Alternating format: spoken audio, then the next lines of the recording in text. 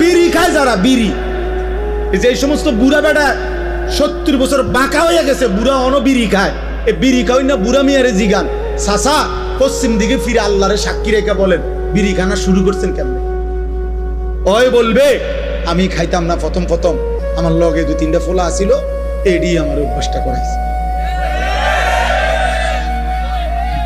কোন গুনাহ, হারাম গুনাহ যেগুলো, মন্দ আখলাক, এগুলা সমবয়সী বন্ধু নষ্ট করে।